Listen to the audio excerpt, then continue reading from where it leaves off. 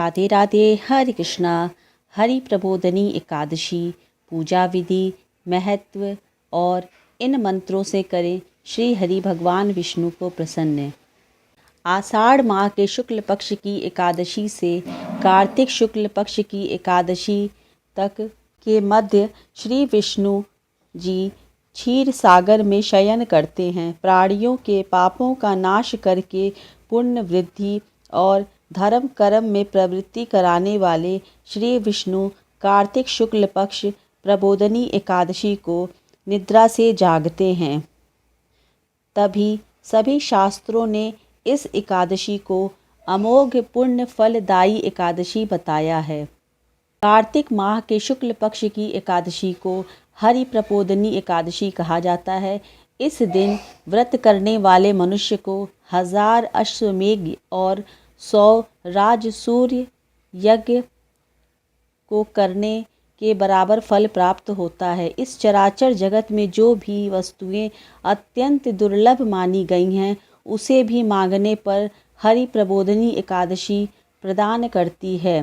देवर्षि नारद जी की जिज्ञासा शांत करते हुए ब्रह्मा जी कहते हैं कि पुत्र, मनुष्य के द्वारा किए हुए मेरु पर्वत के समान बड़े बड़े पापों को भी यह एकादशी एक ही उपवास से भस्म कर डालती है।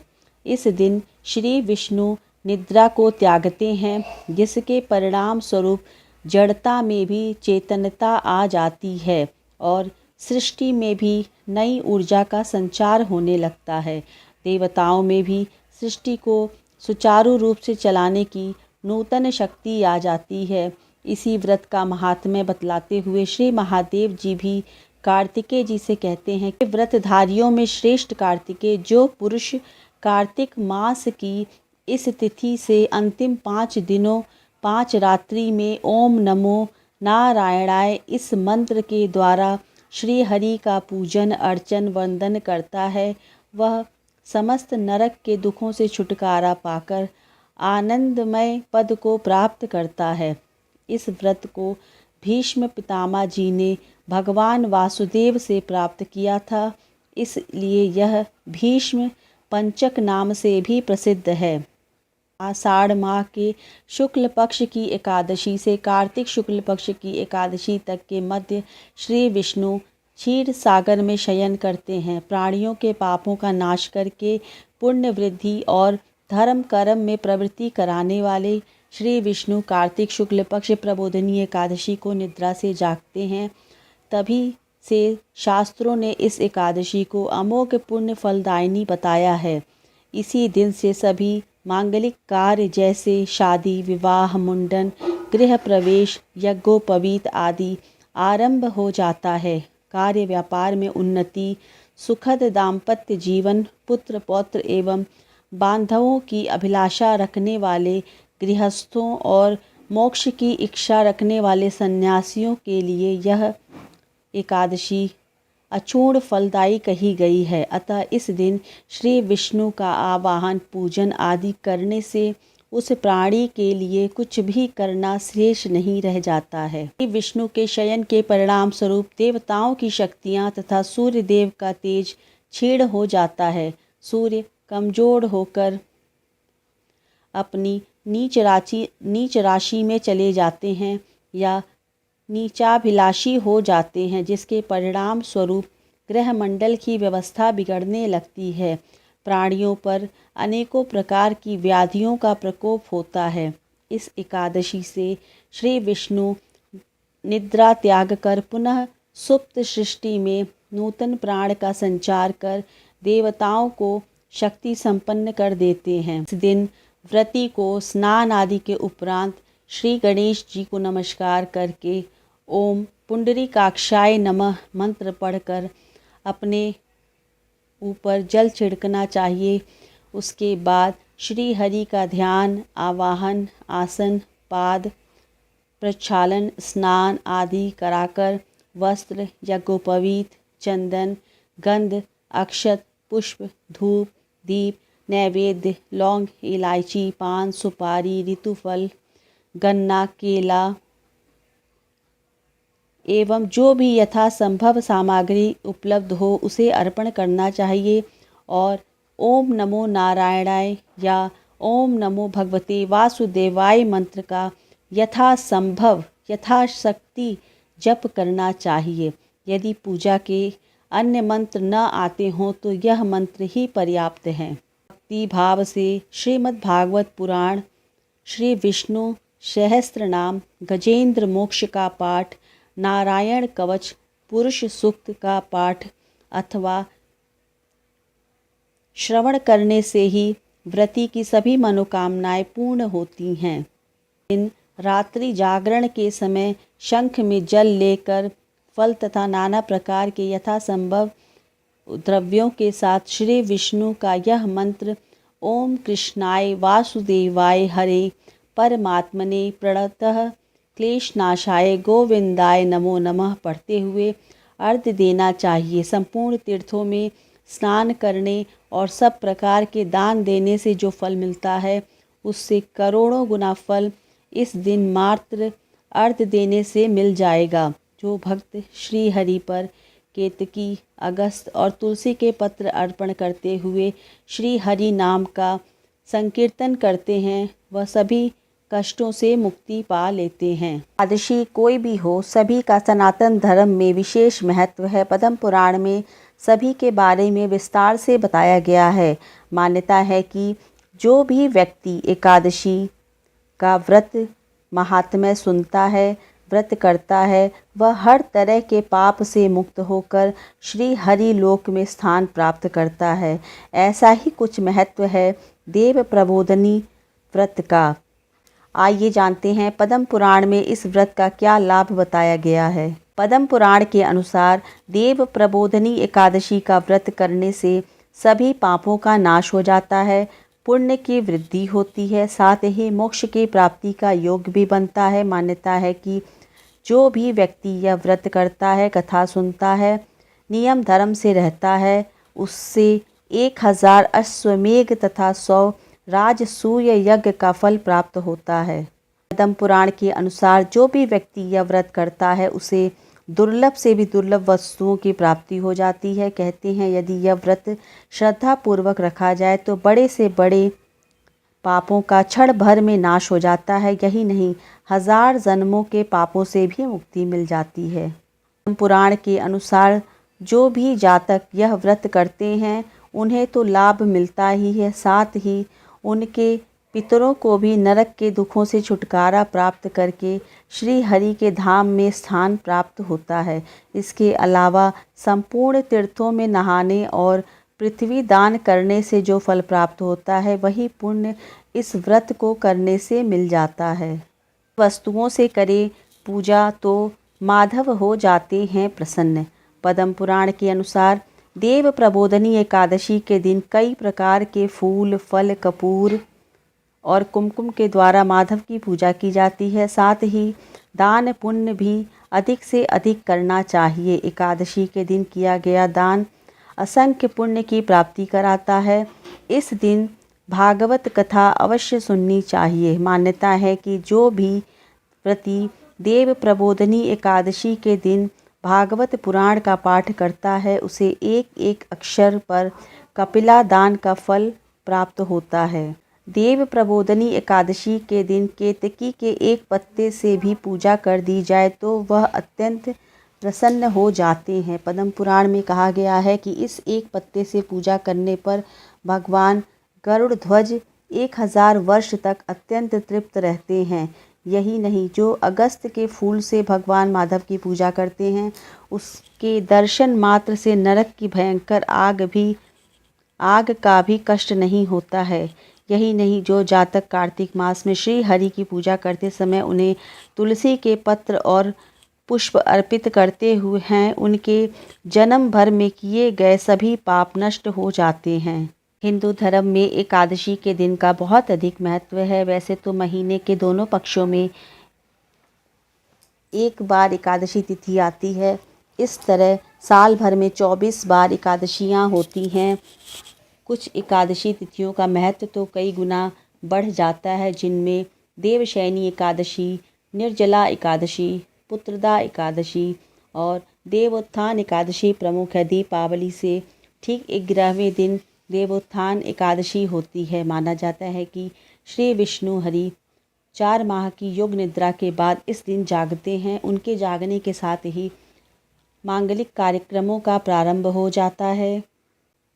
धर्म ग्रंथों में एकादशी व्रत के बहुत से लाभ बताए जाते हैं। कहा गया है कि इस व्रत के पुण्य के समान संसार में कोई और पुण्य नहीं है। जो पुण्य सूर्य ग्रहण में दान से होता है, उससे भी कई गुना अधिक पुण्य एकादशी के व्रत से होता है। इस व्रत का पालन करने से गोदान, स्वर्ण दान, अश्वमेघ यज्ञ से मिलने वाले पुण्य से भी अधिक पुण्य की प्राप्ति होती है। व्रत को करने वालों के पितर नीच योनि से मुक्त होकर अपने परिवार वालों पर प्रसन्नता की वर्षा करते हैं, जिसके कारण घर में सुख शांति बनी रहती है। इस व्रत को करने से परमात्मा की प्रसन्नता होती है।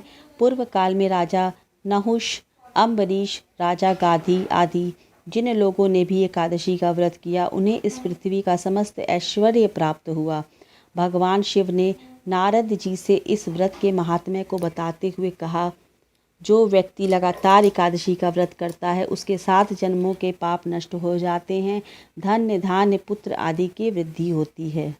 देव उठनी एकादशी के दिन भगवान विष्णु के योग निद्रा से जागने के बाद शुभ और मंगल कार्य शुरू होते हैं। इसी दिन तुलसी विवाह का आयोजन भी किया जाता है। देव उठनी एकादशी के दिन तुलसी विवाह की भी प्रथा है। इस दिन तुलसी माता का विवाह शालिग्राम जी से होता है। यह शादी भी आम शादी की तरह धूमधाम से मनाई जाती है।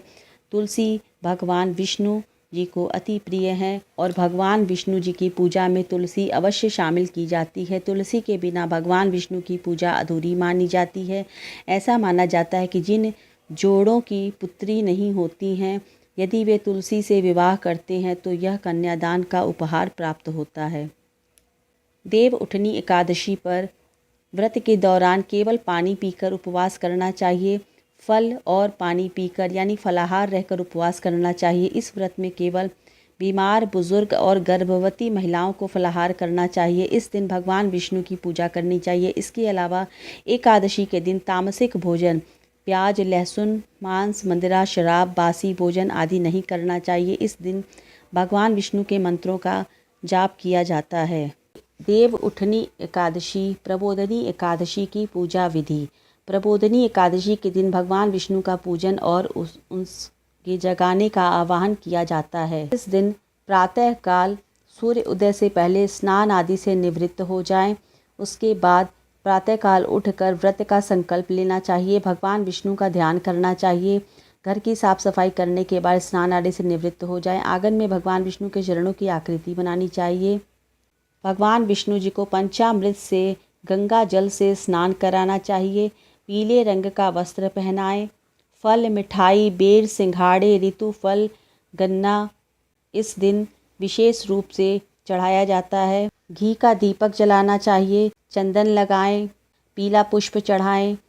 धूप दीप नैवेद्य से भगवान विष्णु की पूजा करें। प्रबोधनी एकादशी के दिन शालिग्राम जी की विशेष पूजा की जाती है। रात्रि के समय परिवार के सभी सदस्यों को भगवान विष्णु समेत सभी देवी देवताओं का पूजन करना चाहिए। इसके बाद भगवान को शंख, घंटा, घड़ियाल आदि बजाकर उठाना चाहिए, आरती करनी चाहिए और ये वाक्य दोहराना चाहिए, उठो देवा, बैठा देवा, अंगुरिया चटकाओ देवा, नई सूत नई कपास, देव उठाए कार्तिक मास। उठो देवा, बैठा देवा, अंगुरिया चटकाओ देवा, नई सूत नई कपास, देव उठाए कार्तिक मास। इस तरह से बोलते हुए भगवान को जगाना चाहिए। आषाढ़ माह के शुक्ल पक्ष की एकादशी को देवशयनी या हरि प्रबोधनी एकादशी कहा जाता है। माना जाता है कि इस दिन से भगवान 4 मास के लिए योग्य निद्रा में चले जाते हैं। उनके शयन करने के कारण ही इन 4 महीनों में मांगलिक कार्य वर्जित हो जाते हैं। किंतु प्रबोधनी एकादशी के दिन से ही श्री हरि विष्णु के जागने के बाद से बैंड बाजे बजने लगते हैं। विवाह आदि कार्य सब संपन्न होने लगते हैं। एकादशी के दिन दीपावली की तरह पूरे अपने घर को सजाना चाहिए। दीपमाला से दीपदान आदि करना चाहिए। दिन गन्ना जरूर चढ़ाया जाता है। देव प्रबोधनी एकादशी के दिन तुलसी विवाह का आयोजन भी किया जाता है। तुलसी के पौधे और शालिग्राम जी का विवाह सामान्य विवाह की तरह धूमधाम से मनाया जाता है। चूँकि तुलसी को विष्णु प्रिया भी कहते हैं, इसलिए देवता जब जागते हैं तो सबसे पहली प्रार्थना हरि वल्लभा तुलसी की ही सुनते हैं। तुलसी विवाह का सीधा अर्थ है कि तुलसी के माध्यम से भगवान का आवाहन करना। शास्त्रों में कहा गया है कि जिन दंपतियों की कन्या नहीं होती हैं, वे जीवन में एक बार तुलसी का विवाह करके कन्यादान का पुण्य प्राप्त कर सकते हैं। एक कथा के अनुसार एक समय भगवान नारायण से लक्ष्मी जी ने पूछा, हे नाथ, आप दिन रात जागा करते हैं और सोते हैं तो लाखों करोड़ों वर्ष तक सो जाते हैं तथा इस समय में समस्त चराचर का नाश कर डालते हैं। इसलिए आप नियम से प्रतिवर्ष निद्रा लिया करें, इससे मुझे भी कुछ समय विश्राम करने का समय मिल जाएगा। लक्ष्मी जी की बात सुनकर नारायण मुस्कुराए और बोले, देवी, तुमने ठीक कहा। मेरे जागने से सब देवों को, खासकर तुमको कष्ट होता है। तुम्हें मेरी वजह से जरा भी अवकाश नहीं मिलता है। अतः तुम्हारी कथनानुसार आज से मैं प्रतिवर्ष 4 मास वर्षा ऋतु में शयन करूँगा। उस समय तुमको और देवगणों को अवकाश होगा। मेरी यह निद्रा अल्प निद्रा और प्रलय कालीन महानिद्रा कहलाएगी। मेरी यह अल्प निद्रा मेरे भक्तों के लिए परम मंगलकारी होगी। इस काल में मेरे जो भी भक्त मेरे शयन की भावना कर मेरी सेवा करेंगे और शयन व उत्थान के उत्सव को आनंद पूर्वक आयोजित करेंगे, उनके घर में मैं तुम्हारे साथ निवास करूँगा। प्रबोधनी एकादशी की पूजा में गन्ने का विशेष महत्व होता है। इसी के चलते गन्ना जरूर चढ़ाया जाता है। देव प्रबोधनी एकादशी पाप विनाशिनी एवं मुक्ति देने वाली एकादशी कहा जाता है। पुराणों में लिखा है कि इस दिन के आने से पहले तक गंगा स्नान का महत्व होता है। इस दिन उपवास रखने का पुण्य कई तीर्थ दर्शन, 1000 अश्वमेध यज्ञ एवं 100 राजसूय यज्ञ के तुल्य माना गया है। इस दिन का महत्व स्वयं ब्रह्मा जी ने नारद मुनि को बताया था। उन्होंने कहा था कि इस दिन एकादशी करने से 1 जन्म, रात्रि भोजन से 2 जन्म एवं पुण्य व्रत पालन से जन्मों के पापों का नाश होता है। इस दिन से कई जन्मों का उद्धार होता है एवं बड़ी से बड़ी मनोकामनाएं भी पूरी होती हैं। इस दिन का व्रत करने से, रत जगा करने से कई पीढ़ियों को मरणोपरांत स्वर्ग मिलता है। जागरण का बहुत अधिक महत्व होता है। इससे मनुष्य इंद्रियों पर विजय पाने योग्य बनता है।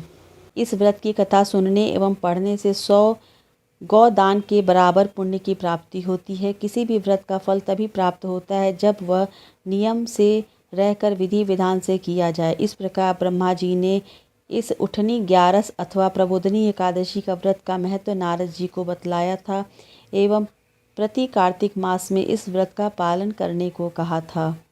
प्रबोधनी एकादशी व्रत कथा। धर्मराज युधिष्ठिर कहने लगे कि हे भगवान, मैंने कार्तिक कृष्ण एकादशी अर्थात रमा एकादशी का सविस्तार वर्णन सुना। अब आप कृपा करके मुझे कार्तिक माह के शुक्ल पक्ष की एकादशी के विषय में बतलाइए। इस एकादशी का क्या नाम है तथा इसके व्रत का विधान क्या है, इसकी विधि क्या है, इसका व्रत करने से किस फल की प्राप्ति होती है, कृपया यह सब विधान पूर्वक कहिए। भगवान श्री कृष्ण बोले, कार्तिक माह के शुक्ल पक्ष में तुलसी विवाह के दिन आने वाली इस एकादशी को विष्णु प्रबोधनी एकादशी, देव प्रबोधनी एकादशी, देवोत्थान, देव उठव एकादशी, देव उठनी एकादशी, कार्तिक शुक्ल एकादशी तथा प्रबोधनी एकादशी भी कहा जाता है। यह बड़े बड़े पापों का नाश करने वाली है। इसका महात्म्य मैं तुमसे कहता हूँ, ध्यानपूर्वक सुनो। एक राजा के राज्य में सभी लोग एकादशी का व्रत रखते थे। प्रजा तथा नौकर चाकरों से लेकर पशुओं तक को एकादशी के दिन अन्न नहीं दिया जाता था। एक दिन किसी दूसरे राज्य का एक व्यक्ति राजा के पास आकर बोला, महाराज, कृपा करके मुझे नौकरी पर रख लें। तब राजा ने उसके सामने एक शर्त रखी कि ठीक है, रख लेते हैं, किंतु रोज तो तुम्हें खाने को सब कुछ मिलेगा, पर एकादशी को अन्न नहीं मिलेगा। उस व्यक्ति ने उस समय हाँ कर ली, पर एकादशी के दिन जब उसे फलाहार सामान दिया गया तो वह राजा के सामने जाकर गिड़गिड़ाने लगा, महाराज, इससे मेरा पेट नहीं भरेगा, मैं भूखा ही मर जाऊंगा, मुझे अन्न दे दो। राजा ने उसे शर्त की बात याद दिलाई, पर वह अन्न छोड़ने को तैयार नहीं हुआ। तब राजा ने उसे आटा, दाल, चावल आदि दिए। वह नित्य की तरह नदी पर पहुंचा और स्नान कर भोजन पकाने लगा। जब भोजन बन गया तो वह भगवान को बुलाने लगा, आओ भगवान, भोजन तैयार है। उसके बुलाने पर पीताम्बर धारण किए हुए भगवान चतुर्भुज रूप में आ पहुँचे तथा प्रेम से उसके साथ भोजन करने लगे। भोजन आदि करके भगवान अंतर्धान हो गए तथा वह अपने काम पर चला गया। 15 दिन बाद अगली एकादशी को वह राजा से कहने लगा, महाराज, मुझे दोगुना सामान दीजिए। उस दिन तो मैं भूखा ही रह गया। राजा ने पूछा तो उसने बताया, हमारे साथ भगवान भी खाते हैं, इसलिए हम दोनों के लिए ये सामान पूरा नहीं होता है। यह सुनकर राजा को बड़ा आश्चर्य हुआ।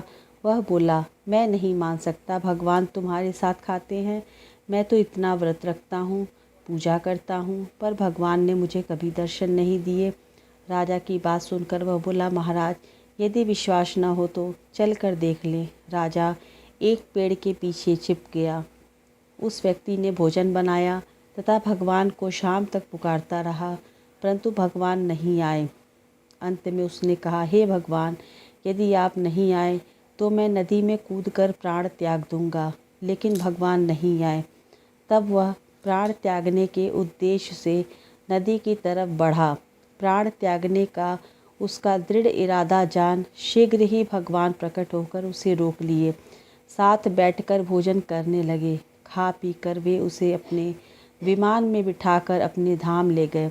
यह देखकर राजा सोचा कि व्रत उपवास से तब तक कोई फ़ायदा नहीं होता है जब तक मन शुद्ध न हो। इससे राजा को ज्ञान मिला। वह भी मन से व्रत उपवास करने लगा। अंत में स्वर्ग को प्राप्त हुआ। बोधनी एकादशी की एक कथा और आती है। एक राजा था, उसके राज्य में प्रजा सुखी थी। एकादशी को कोई भी अन्न नहीं बेचता था, सभी फलाहार करते थे। एक बार भगवान ने राजा की परीक्षा लेनी चाहिए। भगवान ने एक सुंदरी का रूप धारण किया तथा सड़क पर बैठ गए। तभी राजा उधर से निकला और सुंदरी को देखकर चकित रह गया। उसने पूछा, हे सुंदरी, तुम कौन हो और इस तरह यहाँ पर क्यों बैठी हो? तब सुंदर स्त्री बने भगवान बोले, मैं निराश्रिता हूँ, नगर में मेरा कोई जान पहचान नहीं है, किससे सहायता मांगूं? राजा उसके रूप पर मोहित हो गया था। राजा बोला, तुम मेरे महल में चलकर मेरी रानी बनकर रहो। सुंदरी बोली, मैं तुम्हारी बात मानूंगी, पर तुम्हें राज्य का अधिकार मुझे सौंपना होगा। राज्य पर मेरा पूर्ण अधिकार होगा।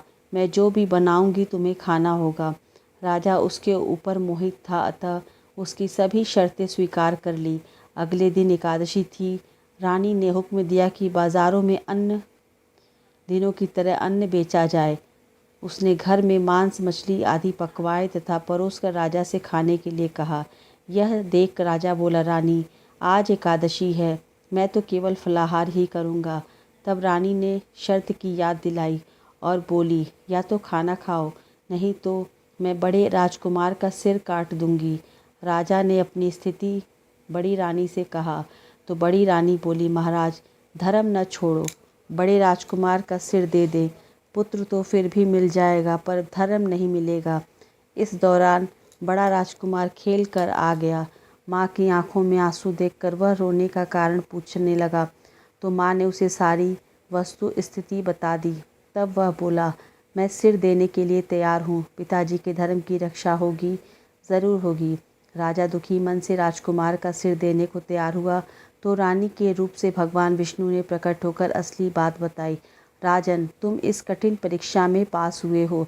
भगवान ने प्रसन्न मन से राजा से वर मांगने को कहा तो राजा बोले, आपका दिया हुआ सब कुछ है, हमारा उद्धार करें।